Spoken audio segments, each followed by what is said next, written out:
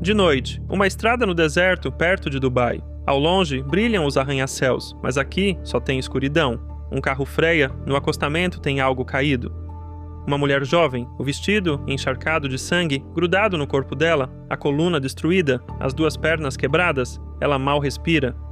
A garota não tem celular, não tem passaporte, não tem nada que ajude alguém a saber quem ela é. O rosto dela está destruído, mas dá pra ver que é europeia. As sirenes rasgam a escuridão, vira confusão e a ambulância leva ela. Os médicos lutam pela vida de uma jovem de 20 anos. Ela passa por 3 cirurgias graves para salvar a vida dela e por várias outras menores. Por milagre, conseguem remontá-la. A versão da polícia soa absurda. Segundo as autoridades, Maria teria invadido uma obra e caído lá do alto. E quem é ela de verdade e o que aconteceu aqui?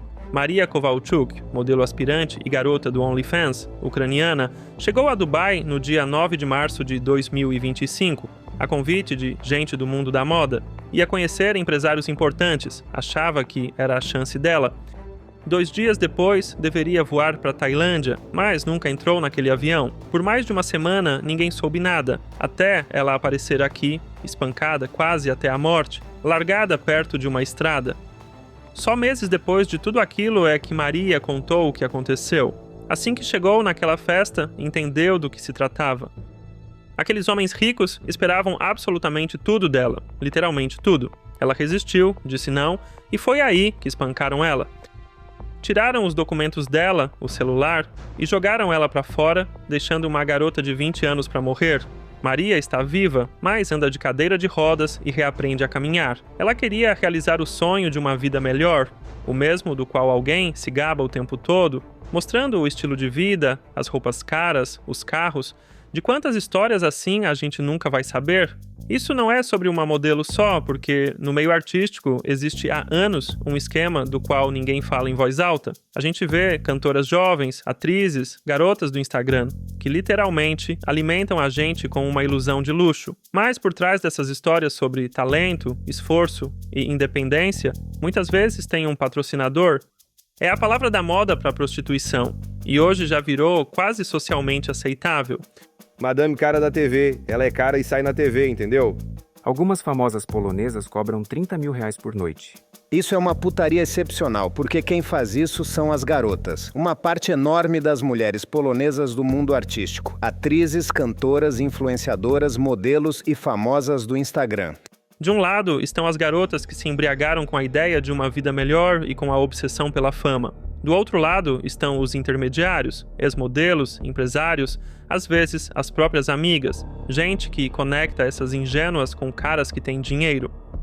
Cheques, presidentes de empresa e às vezes criminosos comuns que transformaram a tragédia alheia em diversão. E aqui ainda tem outros grupos, imprensa com medo de processo, gravadoras e agências varrendo tudo para debaixo do tapete, além da polícia e dos políticos que não veem problema nenhum nisso. Durante anos ninguém quis falar, mas a verdade vazou.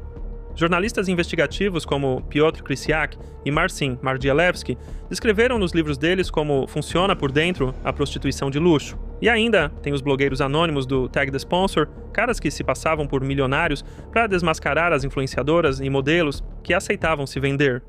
Mostraram para o mundo inteiro prints que embrulham o estômago. E ainda tem os relatos das ex-modelos. Vamos juntar todas as peças agora. Imagina que você tem uma agência de modelos. No Instagram, você vê uma garota jovem, linda, fotos ousadas, dá pra ver que ela sonha com uma carreira. Então, é o produto perfeito. Você manda uma mensagem. Oi, procuro recepcionista para um evento em Dubai.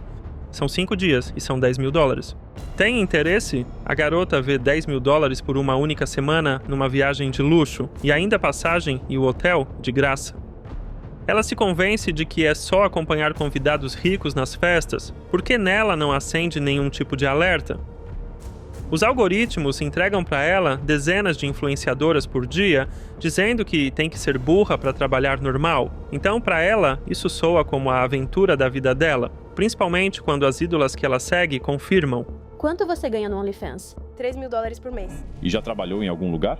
Trabalhei num pré-escolar e também numa creche. Casa logo com um babaca rico que cuide de você. Acha que as mulheres da música são tratadas bem? Acho que não bem. Minha música é recebida diferente da Olivka porque tem menos homens que gostam dela e imaginam que o que ela canta, ela faz mesmo. E o que é que não se tolera? Era assim que recrutavam as garotas de Dubai, porque foi assim que chamaram esse esquema quando, em 2014, na Polônia, estourou um escândalo. Modelos, famosas e finalistas de beleza voavam pelo mundo para realizar as fantasias mais nojentas de milionários. Uma organizadora foi Emilia Pissel, vice-miss Polônia, junto com Joanna Borisewicz, filha do vocalista de uma das maiores bandas de rock do país, garotas conhecidas por sair em capas. Emilia declarou à promotoria que deixava claro que aquilo era sobre sexo. Se o patrocinador diz não, você volta. E se ele gostar?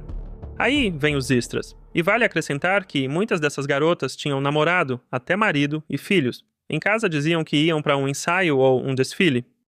Os valores variavam conforme a categoria da garota, mas o básico sobre o qual a gente conseguiu ler era de 1.000 euros por cada dia, mais um bônus de 1.500 euros por transar com alguém. Piotr Krysiak chegou a outros valores diferentes, que segundo ele eram 500 euros pela viagem e outro tanto por ir para a cama com alguém. Mas além disso, as garotas ganhavam presentes, joias, bolsas. As famosas de primeira linha exigiam quantias bem maiores. O recorde que veio à tona foram 200.000 euros por uma única viagem. Aquele cliente era um príncipe saudita. Krysiak descreve também o irmão do rei do Marrocos, que gastou mais de 4,5 milhões de dólares com garotas trazidas da Polônia em 11 anos. Ele mantinha um harém particular nas propriedades dele. As polonesas contavam que ele pagava só pela presença delas e o sexo era um extra. E para ser justo, vale a pena acrescentar que os homens também se vendiam. Eram muito disputados por políticos, por empresários e padres, muitas vezes até por valores médios mais altos. Durante anos, ninguém quis falar sobre prostituição entre pessoas públicas. Gravadoras, agências de modelos e empresários escondiam essa informação com muita eficiência. Mas, ultimamente, apareceram muitas vozes dizendo que o problema é o quanto esse meio está podre. Em Varsóvia tem um grupo especializado de cafetões dessas estrelas. A gente já sabia disso há 15, 20 anos, mas as garotas começaram a se devorar entre elas. Isso levou a esses escândalos que foram expostos na internet. Atrizes polonesas, nomes que todo mundo lá conhece, já contaram que as propostas que não dá para recusar, a cama em troca de um papel, são simplesmente a norma. Mais do que isso, uma delas teve a coragem de ser brutalmente sincera e admitiu que ela mesma aceitou essas propostas mais de uma vez. Disse que ninguém obrigou ela a nada e que, se ela quisesse, ia para o hotel. Se não quisesse, ia embora. Também criticou as atrizes que, anos depois, começam a falar em público dessas experiências e fazem escândalo. Até um dos atores poloneses mais conhecidos, um rosto da Netflix, contou que, anos atrás, um cara da indústria ofereceu um papel para ele. A gente sabe, em troca do que, esse tipo de teste ainda acontece, só que todo mundo tem medo de falar para não destruir a carreira. E mesmo assim, eu acho que seria bom mostrar para os artistas jovens como tudo isso funciona por dentro de verdade. Existem, claro, artistas que seguem o próprio caminho e não assinam todos esses contratos de escravidão com as grandes gravadoras. Eles ficam longe dos acordos e fazem sucesso nas próprias condições deles. Só que esse caminho é bem mais raro e bem mais difícil. Então, o que se desenha aqui é um mundo de acordos, e não do espetáculo. E enquanto na Polônia dá para ver a prostituição literal das famosas, nos exemplos internacionais aparece outra prática. Fabricar estrelas hipersexualizando as artistas jovens. Quanto mais você mostrar, mais rápido você sobe. Um exemplo muito interessante é Sabrina Carpenter. Essa cantora americana tem hoje 26 anos e começou como estrelinha do Disney Channel. Aparecia numa série como uma adolescente rebelde chamada Maya e gravava músicas inocentes sobre as primeiras paixões dela. Isso importa para a gente ver o contraste com o que veio depois na carreira dela. Durante vários anos, Sabrina foi uma artista bem de nicho. As fãs dela eram meninas de escola, lançou 4 discos e fez papéis pequenos, mas nada indicava que um dia viraria uma estrela do mainstream. E aí vem a virada de verdade. Sabrina passa por uma espécie de metamorfose. Quando acabou o contrato dela com a Disney, ela trocou de gravadora para Island Records em 2021 e foi mudando aos poucos a aparência. As letras foram para o duplo sentido e para as metáforas eróticas. Apareceram os looks provocantes e as insinuações de cirurgia plástica, ainda que ela nunca tenha confirmado. A gente viu barracos públicos que aumentaram a popularidade dela e clipes no TikTok com um alcance enorme, ou seja, as pessoas queriam ver justamente esse tipo de coisa. As gravadoras aproveitaram rapidinho. Carpenter virou a abertura da turnê da Taylor Swift e vieram contratos publicitários feitos para a nova imagem dela. Ela começou a aparecer em campanhas e ensaios divulgando lingerie. No dia 29 de agosto de 2025, essa transformação chegou no ponto máximo. Sabrina lançou o disco Man's Best Friend. Na capa, ela aparece de quatro ao lado da perna de um homem. Uns ficaram encantados, diziam que era corajosíssimo, linguagem de expressão artística. Outros se magoaram de verdade. Muitas mulheres escreveram abertamente que uma imagem dessas faz a sociedade retroceder. E de repente, apareceu uma pergunta que ninguém soube responder. Sabrina Carpenter é uma artista consciente brincando com a própria imagem? Ou é um produto da indústria? Uma garota que acabou virando vítima dela. A verdade brutal é que essa direção é o nosso próprio espelho. Se milhões de pessoas não quisessem ver barraco, miséria e humilhação, as gravadoras nunca empurrariam as artistas para esse lado. É negócio puro, montado em cima do que a gente realmente quer ver. E agora, imagina só uma coisa, a gente tira todos os limites. Zero regras. No palco e na internet, você pode mostrar qualquer coisa e nada acontece com você.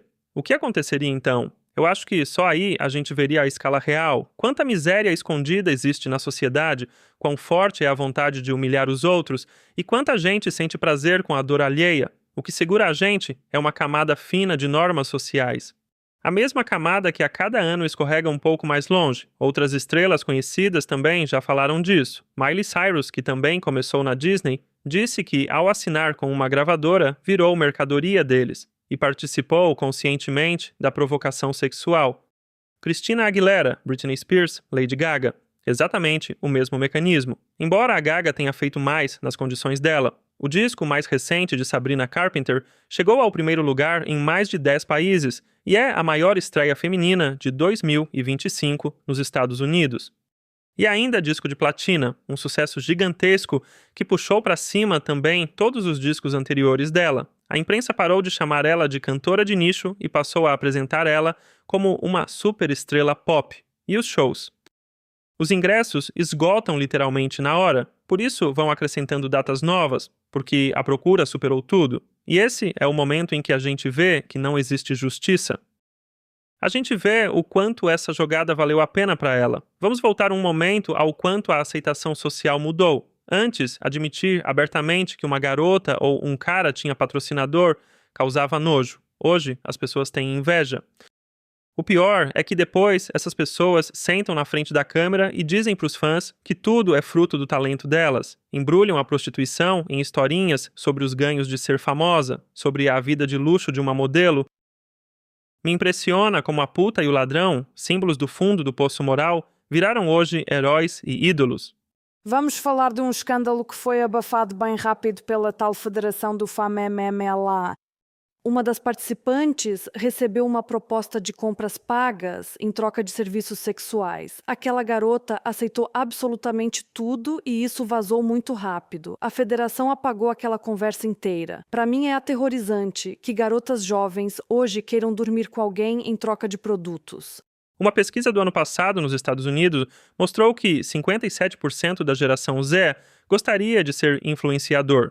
No meu país, a mais recente é de 2021, e naquela época, 48% das meninas polonesas de 10 a 15 anos sonhava com isso. É difícil culpar elas. Elas veem as ídolas da internet dirigindo Lamborghini, balançando bolsas de quase 60 mil reais e passando as férias nas Maldivas, mentindo, obviamente, que esse dinheiro vem de anunciar perfume. Os adultos sabem que a conta não fecha, mas e as crianças? Mais de um adolescente já disse que quer ser famoso, porque os famosos não fazem nada e têm um monte de dinheiro.